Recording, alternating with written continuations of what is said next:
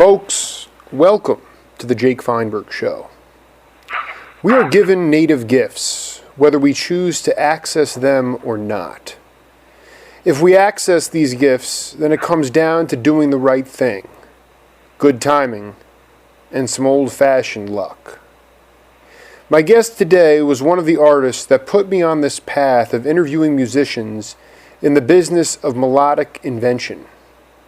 He started in upstate New York, where he had the perfect balance of mathematics and love, attending the Eastman School of Music and backing up Billie Holiday and Roy Eldridge in the nightclubs. Stints in New Orleans were followed by a move to the left coast as he honed his chops with a West Coast titan in Harold Land, along with Leon Pettis and Donald Bailey, and became a fixture in that percolating West Coast scene where the clubs were flourishing and improvisational music was listened to. He came from a brotherhood of musicians that craved an original sound, original rhythms, and original music. My guest came from the school of Bird, Dizzy, and Duke, swing the band and adapt, to electric instrumentation, which my guest did with ease as he played the slick, sly, funky Fender Rhodes with Gene Cherrico and Dick Birk, Sam Most and Don Alias. Somehow he also found time to play with Elvis Presley for 3 years. Right place at the right time with the right stuff. Frank Strazzeri, it's an honor to welcome you to the Jake Feinberg Show. Thank you. I got to ask you, can you talk about that balance of academia and street learning that you received while at Eastman? Well, yes. By any chance, are you speaking about more or less my hometown, where Eastman School of Music is in Rochester, New York? I happen to be at that business. It just happened that in those years, at that point in time, there was a lot of jazz played in Rochester, New York, and I was sort of brought up with that kind of bringing up, with all these jazz musicians playing in Rochester at that point in time. And you see, there was a group of clubs that were, there must have been about three or four clubs that were going, even in those days. And so I would, as a young man, I would frequent these places and got to hear a lot of local jazz players that were at that time quite good, But along with that, there was the outside people coming in from New York, and people like Horace Silvers and Teddy Wilson, and oh God, there's so many of them. No, I want to. George Wallington. Excuse me. Go ahead. No. I love this because you're talking about regional music scenes that were prevalent, pre-internet, pre-digital age. We weren't all interconnected. So, were you? I know, like upstate New York, there were some serious local cats in Rochester, because I know. Yes. Yeah. So who were those cats? Well, people like internationally known. You would should have heard of Chuck Mangione. Oh, of course. Yeah, sure. He was brought up there. In fact, I used to work a job where when I used to play in the window of a club, front window of the place where they had a piano there, and people would walk by, and there I'd be up there playing the piano, and people like Chuck Mangione, when he was about 14 years old, 15 years old, would be standing outside listening to to music even at that young of age. He'd be outside. He and his someone else, I can't remember who his name was, but also he had a brother, Gap Mangione. Gap Mangione, yeah, right. Gap would be out there, and they'd be listening as young men. They'd be interested in jazz, even during those times. These are like kids barely out of grammar school.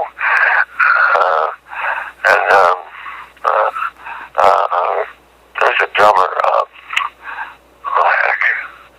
I can't think of his name. It's all right. No, there were, yes, the Mangione brothers, obviously, but again, going back to this idea where you went to this very prestigious school, but there really, I would venture to say at the time, there was no jazz curriculum. Is that true? At Eastman School of Music, right? When you went there? Yes, at that time, there was no jazz there at all. In fact, it was really, if they even thought that you had an influence in jazz while you were going to Eastman School of Music, there was a thought of like, let you out of school because they were that much against jazz. Wow. In fact, it's funny how you're mentioning something of this nature.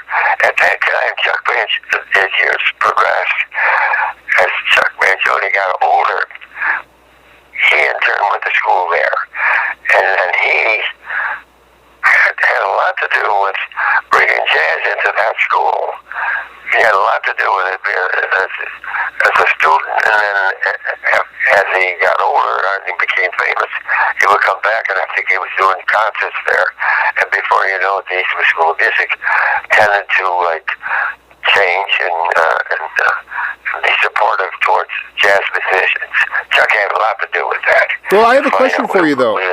We're talking about Chuck Mangione, and this particular thing did happen at Eastman School of Music. He had a lot to do with bringing jazz into that school. I wasn't around at that time. I had already left, but I had heard different things that I'm telling you right now. Do you think that, in actuality, because jazz was sort of frowned upon, that it gave you an extra incentive to develop your own individual sound because you had there was a lot more street learning at that time. There was the propensity of venues, the bookstores, the amount of stores that you could buy records at, the commerce within the record. I mean, all I'm saying is, did it put a little bit of a chip on your shoulder to say, I love to swing, man. I love that undulating African rhythm. I love jazz. I'm going to swing. And it gave you an incentive because the school wasn't. Because once you act, I don't know what the right word is. Once you put music inside academia, it becomes a little sterile, as opposed to the essence of music, which in a lot of melodic music is street music. I'd be curious to get your take on that.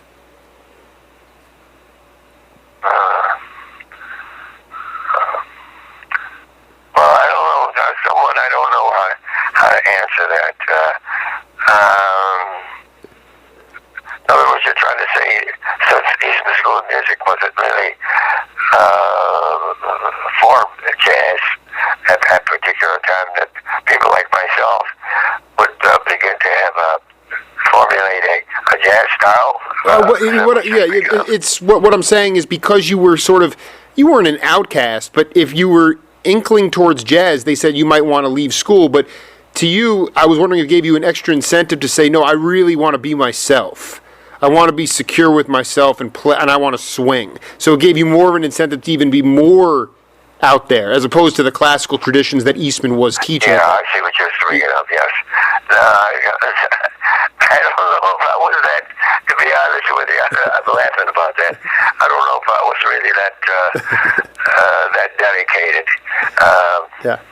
I'll tell you why, a little more of why I helped formulate my jazz, my inspiration went towards jazz. I was brought up with my father's brother was a jazz pianist, my Uncle Joe, and he was a very good one. As a little boy, we'd go and visit my grandmother's house, and Joe lived upstairs, and he would come downstairs while I was there with my mother and father, and I'd beg him to play the piano, and he played the piano, and he had a great jazz feel. Well, at least that's what I felt to those days. And what was I? Could have been about 9, 10 years old, something like that.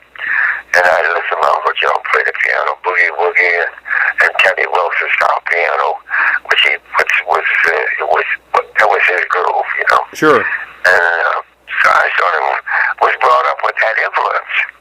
And as years went by, I started studying piano, not because of him, no. I started studying jazz piano because I had a heart murmur because of rheumatic fever. And the doctor asked my mother, is there something he likes to do? Because we don't want him running the streets with a heart murmur. So I came home one day and I was there with the piano. You know, because my mother says, well, he likes music. Well, see if we can get him an instrument that has to do with music, and that keeps him warm. So most naturally, my mother went and got a piano. And that's how I began playing the piano. It wasn't anything that, because in those days, I think people didn't have that much money to be spending on education and so forth. And before you know it, I was studying piano because of my rheumatic fever, and I was off the streets. And which was true, I really was. Because I was very athletic, and I didn't play any more sports as much as I did. And I started studying piano. And before you know, 2-3 years went by, and I began studying piano. I'm playing jazz piano. But a lot of it had to do with my getting sick and my inspiration listening to my Uncle Joe play the piano. And I just naturally felt it and went into that groove. And then I'm giving you an idea how I myself started playing the piano. This is listening to all the jazz greats. This is extremely important because your story is one that may never be replicated, and probably never has been replicated, and maybe never will. But it's about preserving and promoting the values that you grew up with at your generation, and sort of what we can use and borrow and learn from that time as we move into a future, because the industry's changed.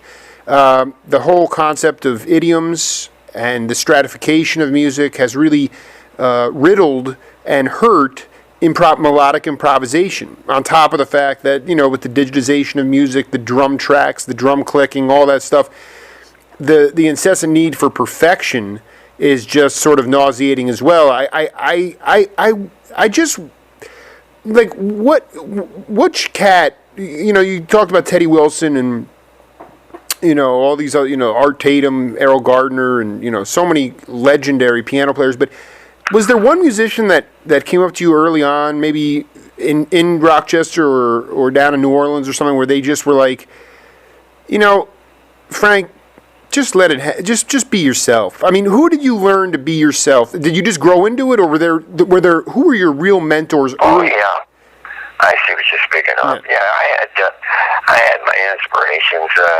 I must admit my first really influence, I think, was Al Haig. That's the beginning. I would have to say, isn't that the very beginning of bebop with Charlie Parker and Miles and all those people? Al Haig, I think, was my dream piano player. I have to say something to that effect. I enjoyed him probably more so than anyone. And I think during that period of time, which was before people like Horace Silvers and all those people, but I'm talking about the period of Al Haig and Bud Powell. This, I'd have to say, was my ultimate influence in playing jazz piano. Not to play jazz piano, but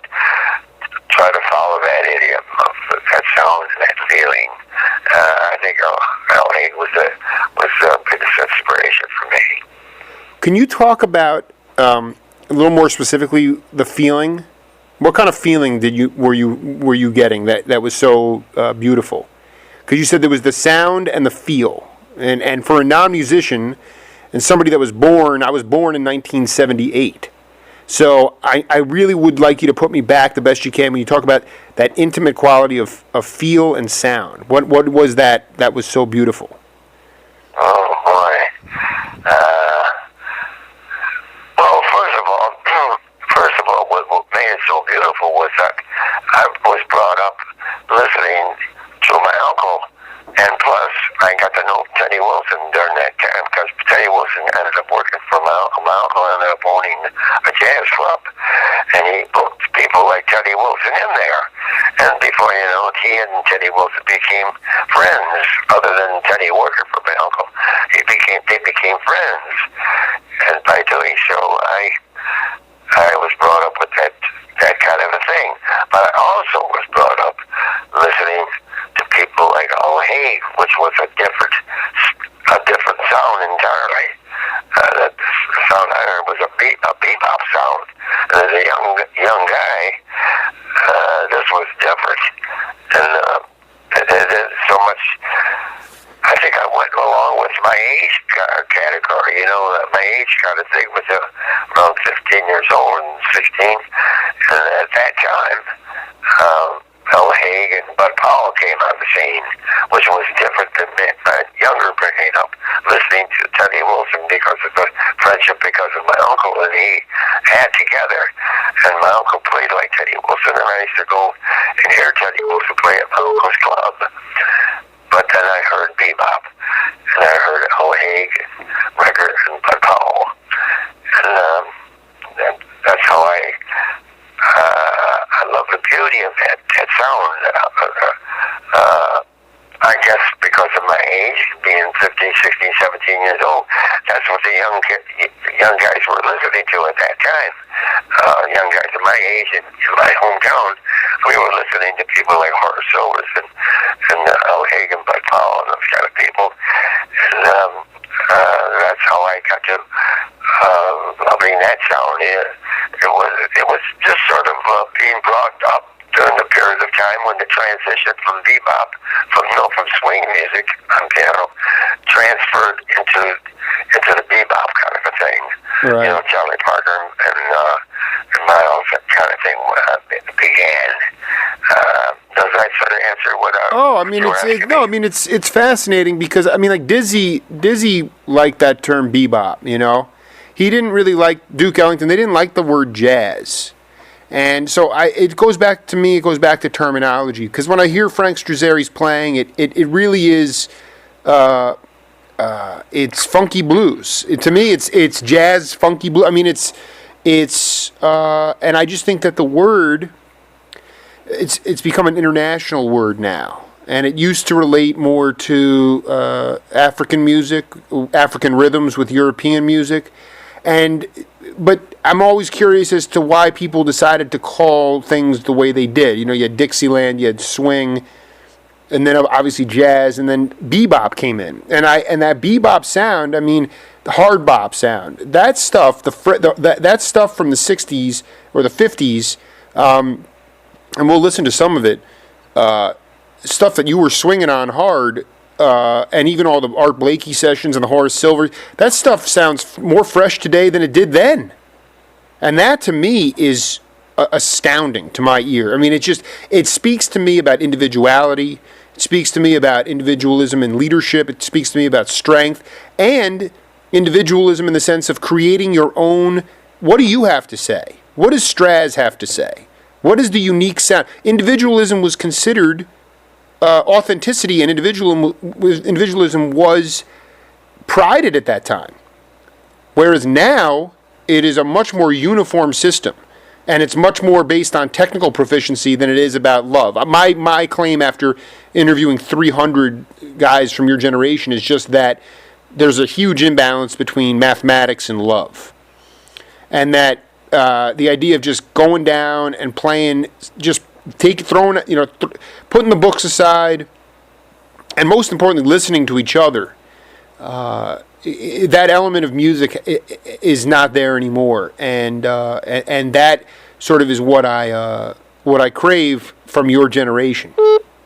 And so, there's a myriad of reasons, and I don't really want to critique it. I just want to learn from those who had opportunities to learn from Billie Holiday and Roy Eldridge and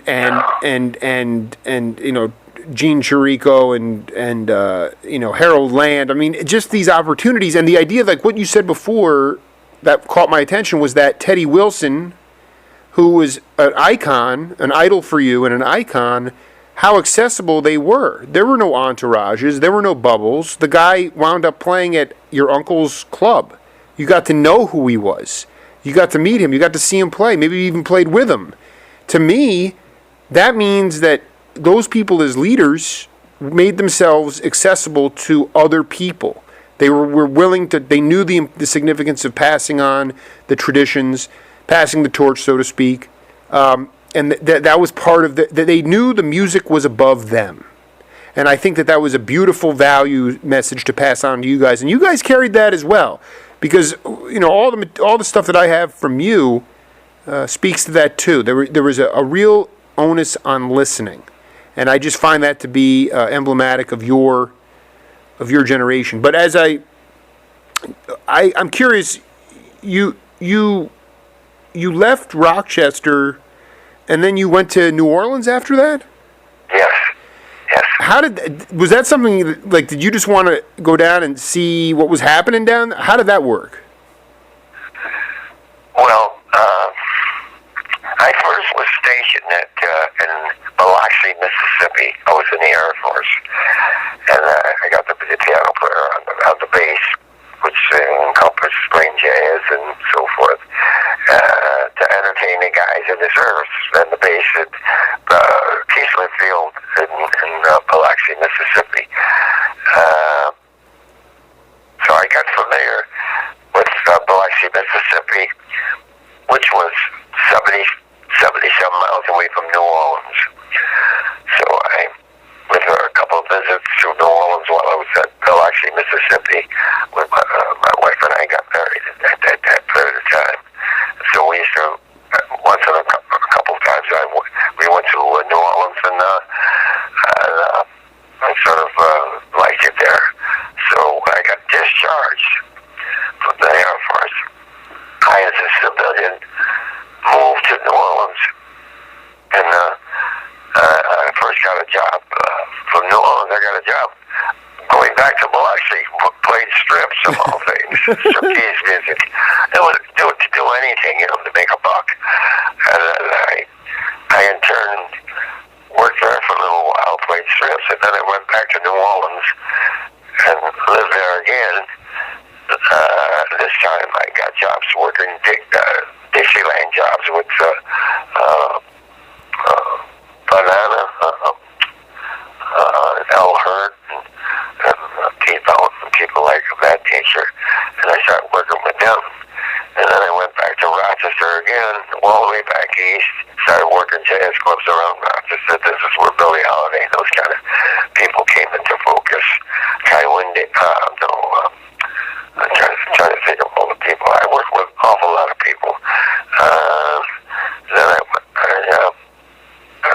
I in turn, believe it or not, I moved back to New Orleans of all things, and I started working Dixieland groups and so forth. And I'm trying to give you an idea what in the world I was doing. Well, no, I mean you were exploring like feverishly, but I just was it the what was the attitude like in New Orleans? That did you just enjoy the vibe down there? I mean, it was just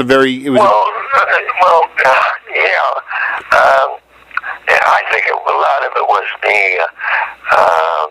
I knew I had a friend down there, which was one of the reasons I moved there. I became friendly with Elvis saxophone player that lived in New Orleans, but was brought up in the area where I came from Rochester, New York, and then we became friends, and he was a very good musician, this particular guy, at playing jazz. And I got hooked up with him playing out there in New Orleans. And then as time went on, I moved back to Rochester again, and I started playing around there. And this is where you got the information with me playing with a lot of people from New York.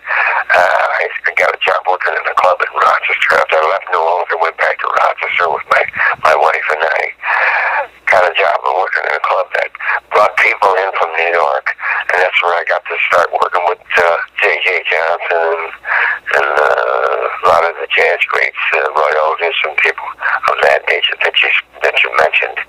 And I got to play. I also got to working with Ron Carter there and people like that. And I'm trying to think of.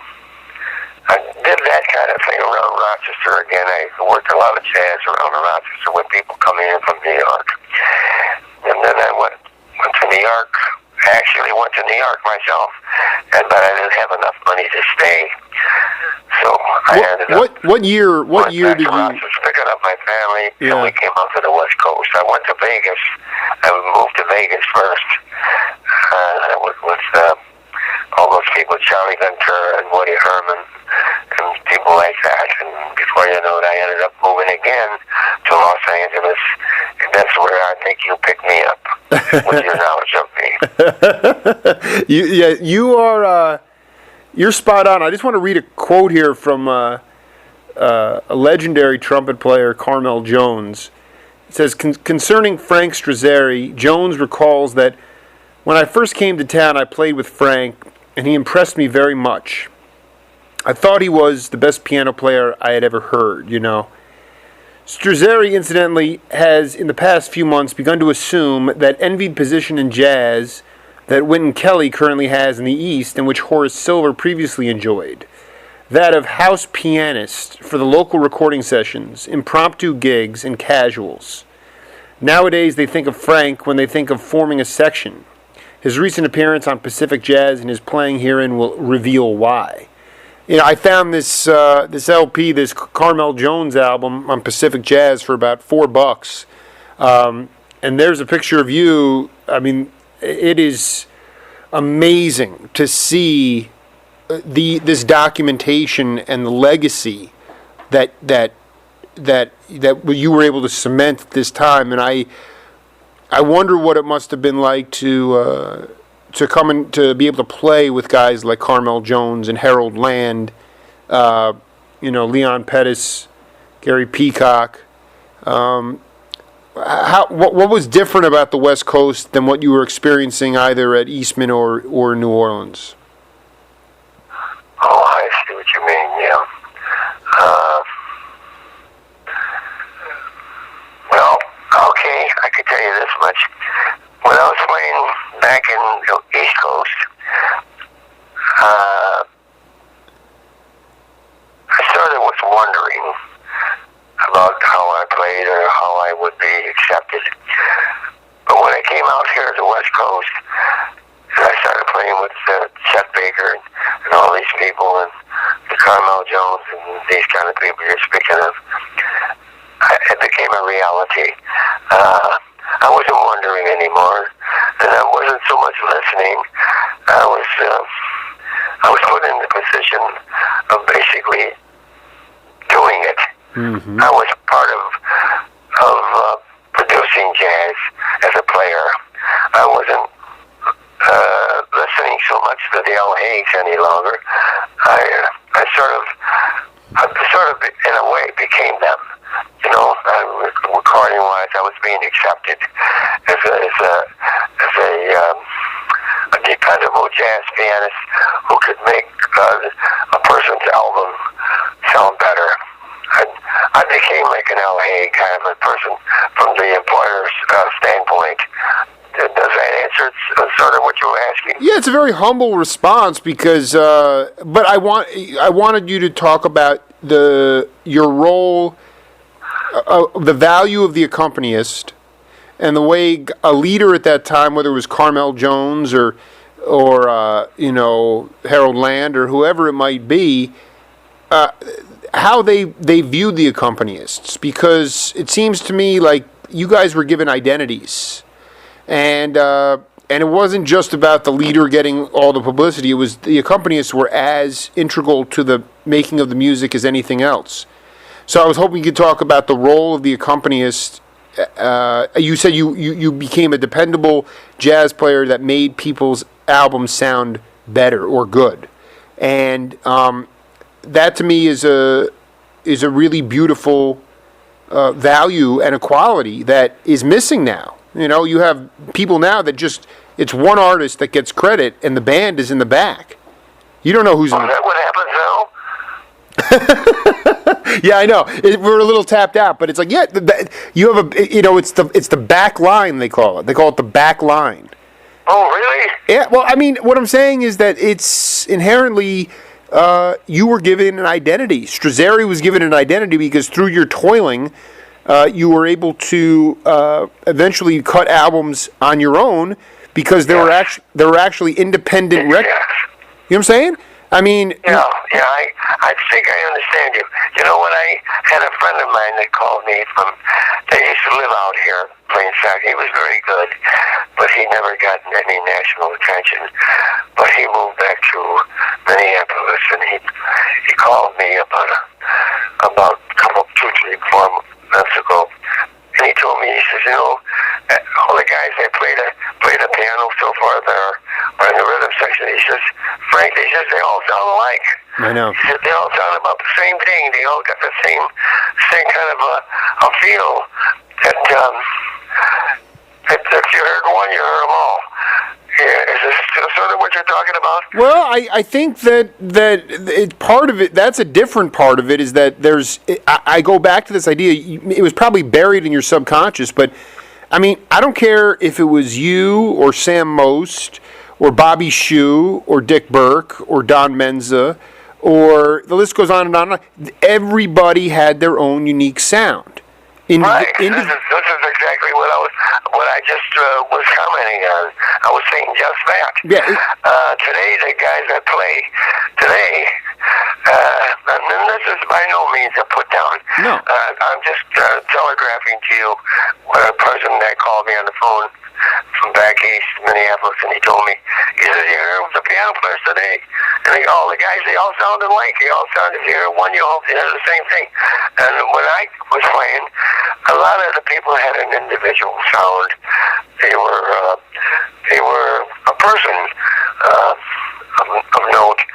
In other words, if you heard the record, you'd say, well, geez, that sounds like Carmel Jones or something like, you know what I mean? Oh, no, you could don't know who the people are in the background. Well, but I mean, you're bringing up a lot of good points. I mean, when I interviewed Bill Cosby, he was obsessed with being a jazz drummer at one point in his life, and he said that he could put on a blindfold and he could tell you whether it was Tony Williams or whether it was exactly. Mickey Roker. Exactly. Yeah. That's it. But exactly. what Frank, the macro sociological component to that is that we are turning into a society of droids, whether we know that or not. Because when musicians start to sound the same, it means you're becoming uniform, and you're becoming a chop shop, and you're becoming it's about quantity and not quality. But when when individualism is when you're afraid to express your individuality, it speaks to insecurity. And that's why I say, because you guys were able to interact with those before you were able to truly be yourselves, and you were able to develop that authentic sound because you were playing strip bars. And there were tons of places to play live, and you might be playing in front of 30,000 people or 3 people. So the opportunities for live venues, the opportunities, I mean, obviously there was a big civil rights push, and we were changing as a country. We were probably in a healthier economic shape. But in truth, what your friend is talking about is the uniform direction of our society. And so as a journalist, it is my job to go back and find those who can speak to authenticity. And it certainly ain't going to be lawyers or media analysts or pundits, people that are paid off to talk about certain things. It's going to be the gut bucket guys from the different regional scenes of music from 40, 50, 60 years ago. And so you fall into that boat. And that to me it's been a life affirming process. But individual, like, why is there, I mean, part of the, I talk about jazz has an identity crisis. Music has an identity crisis because you might have a female singer who's beautiful and she's getting all the publicity, but she's got a smoking band, but you don't hear anything about them. There's no record with pictures or liner notes about where they came from or how they grew or where. I mean, that's the part about the legacy part of it, is that, you know, your legacy is cemented in history because there was a real commerce industry around vinyl, around records, and the brotherhood was. It was how can I say this? It was competitive, but it was like your competition wasn't really your competition because there were so many places to play that everybody was able to get their sound out. That's very true.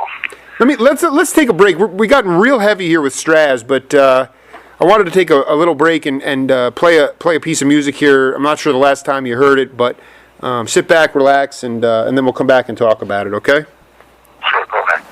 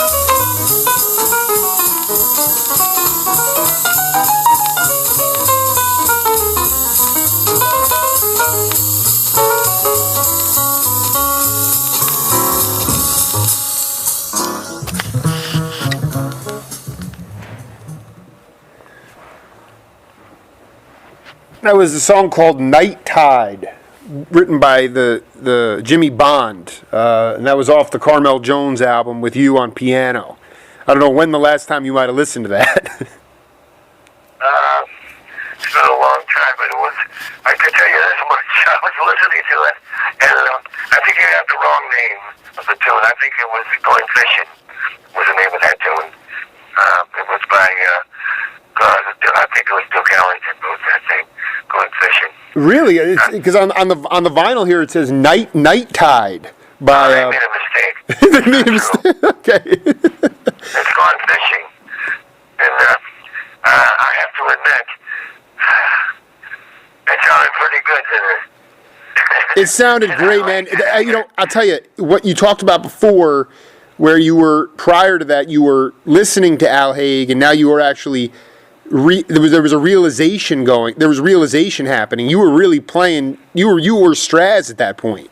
I mean, you could hear that. You could hear the stride. You could hear the blues. You could hear the New Orleans, and you could hear the jazz in your solo. It was really for when I got this album, I was like, you know, I really I don't know why I keep listening. You know, why I keep hanging on to it, and I realized that it was just this bubbling, excitable energy, and it's palpable, and it's 60 years later. And you're right. It sounds pretty good. I mean, you and Carmel, you had a good. He was from Kansas City, so you guys linked up when you first moved out to L.A.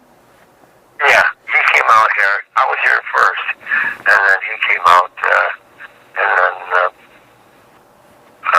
he came to a club that I was playing at, and I think he sat in or something, and then we became good friends. He, as a person, turned out to be a wonderful guy. He was he was a square kid from Kansas City. He was actually a little on the square side. You know, he hadn't been around in the big city like I hadn't been, and he came here, and he was sort of a little on the corny side. You know, he didn't know any. He wasn't very hip to a big city, and which was the beautiful part of Carmel. Right. It was the innocence, right? As a person, he was like, he was just a nice kid, man. He was just a nice kid, and we got. I think everyone liked him because of that. He wasn't too hip, so to speak, and he was just an everyday kid off the streets that played good trumpet. That's right. That's right. He was a humble. He was not too hip. That's exactly. That was exactly it. He was very humble. He really was. That was his personality. You know, as it turned out, he left here as I played 2 years, and I started getting hooked up with other people like Chet Baker and the Bill Perkinses and people like that, and I went another way, playing with other people, and he in turn moved out of here, and I think he went to New York, and he ended up with Horace Silvers, and I sort of lost touch with him. But unfortunately, the last I heard of him, he died, and I didn't know what he died from. I still haven't known what he died from. Well, he came from Bird's hometown in Kansas City, so yeah. You knew that. What was happening at that time as well. I'm curious as to how connected you were to cats like, when you met up, if you ever met up with Emil Richards, for instance, the percussionist. Did you ever get a chance to play with?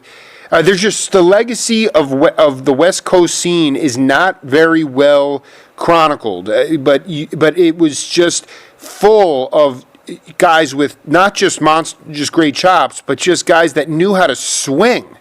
And you were one of them, man. I'll be honest with you. I did 2 interviews with Putter Smith, and he was like, I was like, I'm craving this West Coast authenticity. I'm like, Frank Strazzeri, is he still alive?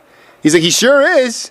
And so that's how I even got a hold of you, And it's like, it's a beautiful thing. I mean, it seemed like there was a lot of collaboration. I don't want to even use the word cooperation, collaboration, but you fell right into it. What kind of side gigs were you playing with? Who were you playing with?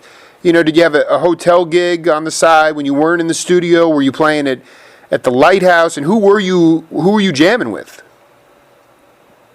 Who was I playing with during that period of time? Yeah. Like, I mean, just who did you enjoy playing with in a trio or a quartet? Who were the guys? Oh, I see. I ended up playing with, for one, it was John Patitucci. I sort of always felt that I was one of the first, but do you know who I'm speaking of? John Patitucci? Yes. Yeah, he must have been a child. Yeah, he was only about 17, 18 years old. Wow. I had a job out in Newport Beach with a trio on weekends, and my son was playing drums with me at that time, and I needed a bass player. My bass player couldn't make it that weekend, and my son said, Dad, this is a kid that plays bass out there in that particular area,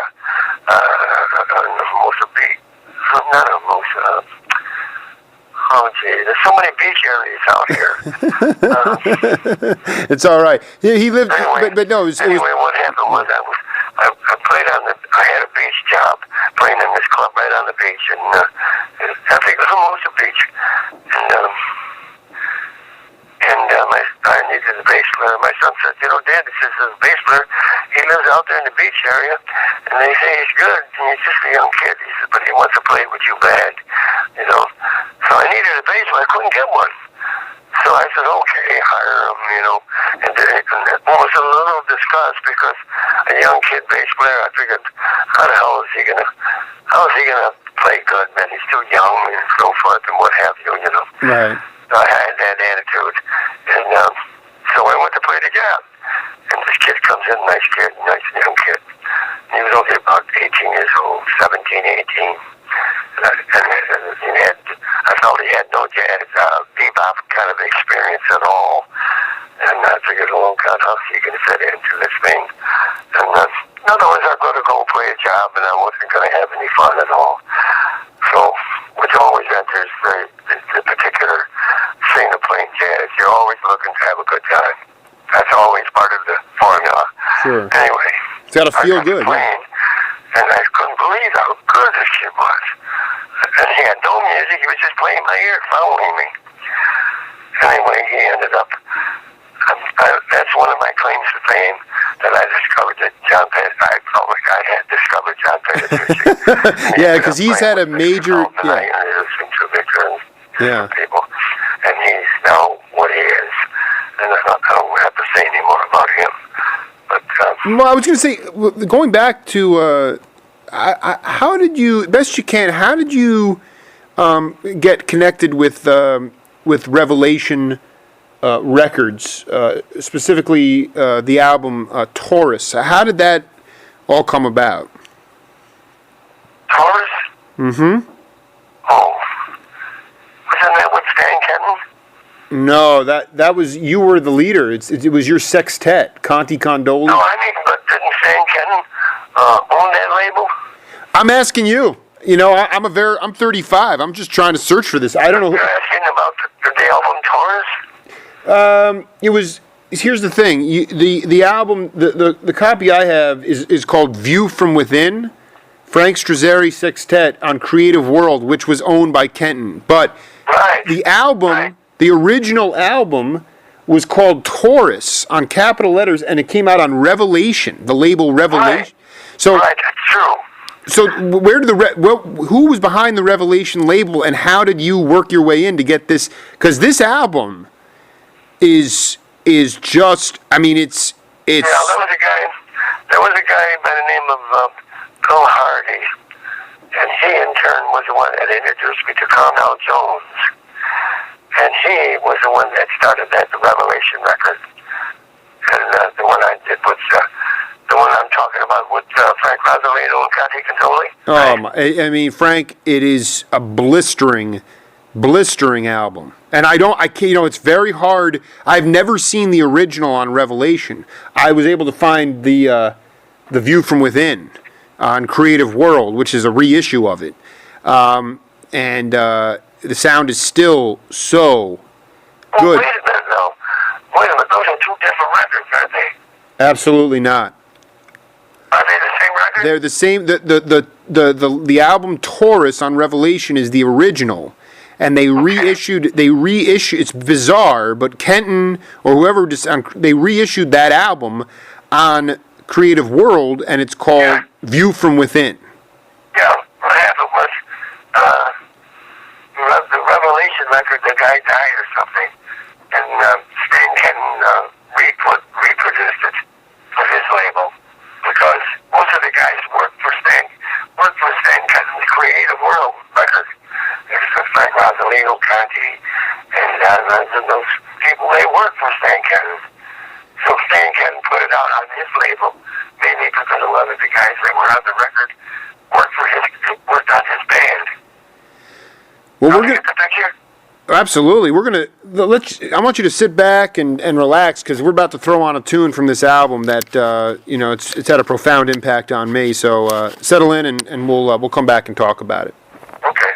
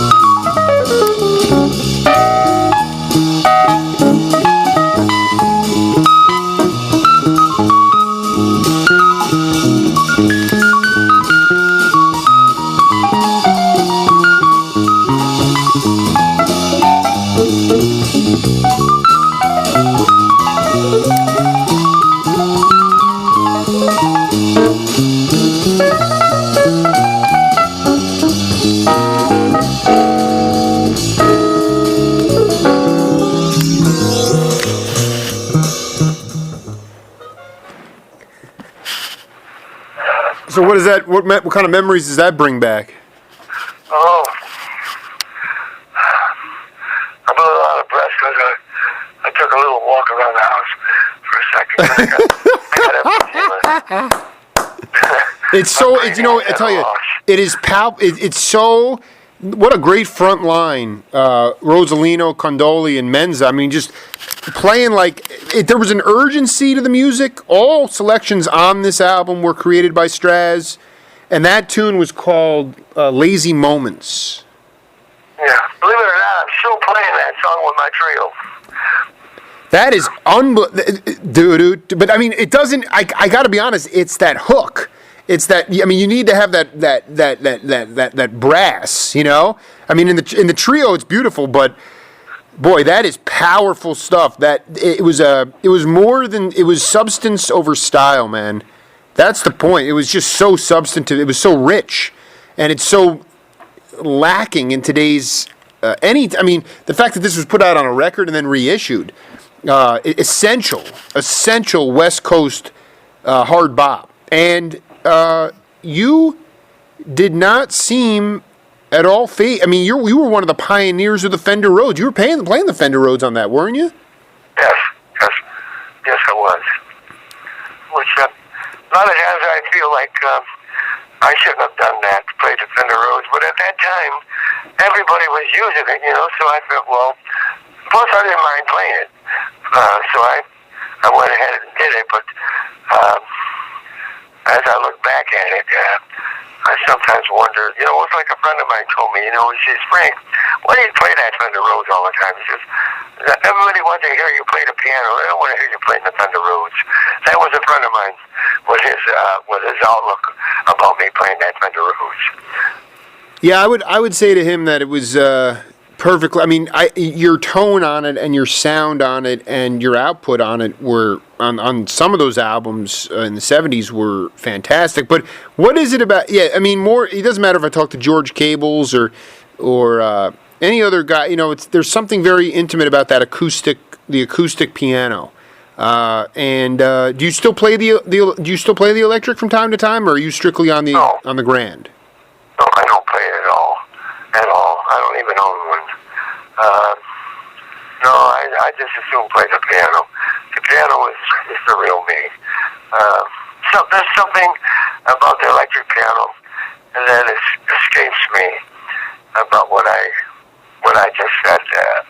The real piano is extremely more personal in your style of playing.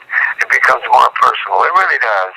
I'm not detracting from the electric piano because it was beneficial for the song you just heard and that particular album, which is great. I don't mind it.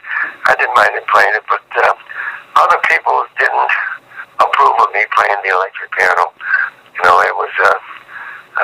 It was sort of let down on my personal self that people told me that they would have just as soon as heard me play the acoustic piano. I don't know how you want to take that. No, I mean you are. Take it even myself. You're because I didn't mind it. What I just heard sounded pretty good to me. Oh, I mean, and I'll tell you, it's one of those the original Fender Rhodes too with the Leslie organ speaker. And those, just it had this isotopic sound. It was perfect because it was the early days of rock and roll, before sound got too loud, and before music began to punish people as opposed to raising their consciousness level. So it's at that time in '73, early '70s, that the switch from acoustic to electric instrumentation, it was just perfect because it was new.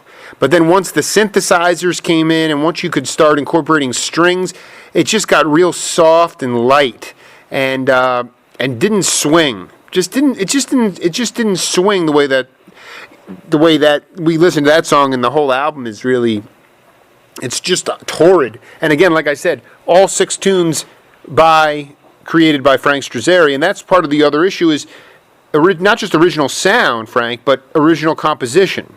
I can't tell you, I don't go see a whole lot of live music, but when I do, a lot of the times if it's improvisational, melodic invention, I'm just hearing covers. I'm hearing covers of Round Midnight or Watermelon Man or all sorts of Wayne Shorter tunes. So people are comping that stuff. I just don't hear a lot of original tunes. And that's something that must have always sort of just popped around in your head, just to write 6 tunes on an album, that's brilliant. Oh, thank you. That's always nice to hear, really. You never get tired of someone saying something nice about you. Isn't that funny? Well, I guess our ego loves to be stroked. Well, but in this particular case, it isn't so much ego. I guess it's love for music. I guess that's the real answer for everything. I like music, and what you just heard is part of the music I got from other people. I just delivered it out of my own soul, that kind of thing. Did you meet Dick Birk originally when he was playing with Billie Holiday? No, I didn't even know him then. What you're talking about was way before Dick Birk. Right. So how did that? I mean, did you when you were putting together Taurus? Were you able to bring in the musicians you wanted to, or were they picked and you just showed up and you met them there? No. That was essentially I produced that whole thing. I picked everybody. We rehearsed at my house, and then